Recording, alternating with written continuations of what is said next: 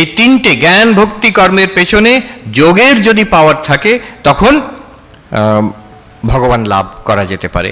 যোগের পাওয়ারটা, power of yoga means power of focus, power of concentration. পড়াশুনো শুধু কেন, ভগবান লাভ অব্দি হতে পারে ওই power of focus, power of concentration দিয়ে। আমি কনসেন্ট্রেশন ফোকাস কি করে করব?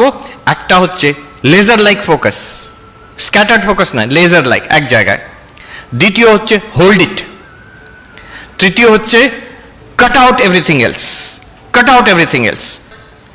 স্বামী বিবেকানন্দ বলছেন, secret to concentration is to do whatever you are doing with the fullest possible attention. That's a laser like focus. রাত্রিরে পড়ে নেবো, কাজটা রাত্রিরে করে নেবো, এখন একটু যাই বন্ধুদের সঙ্গে, এখন একটু ইন্টারনেটে ব্রাউজিং করি, এখন একটু সিনেমা দেখতে যাই, এখন একটু খেয়ে আসি বাইরে গিয়ে। এবার রাত 10টা যখন হলো, কালকে অ্যাসাইনমেন্ট ডিউ, পড়তে বসলাম, তখন মন বলছে পড়বো না। কেন? সারাদিন আমি নেচে খেলে হেসে বেরিয়েছি, এখন এই বোরিং কাজটা করবো, করবোই না। তো জোর করে করতে বলো, ঘুমিয়ে পড়বে মন, mind will go to sleep. It's the same mind. যদি অ্যাটেনশনের অভ্যাস না থাকে, what will happen is when I want, when I demand attention, my mind will not give attention.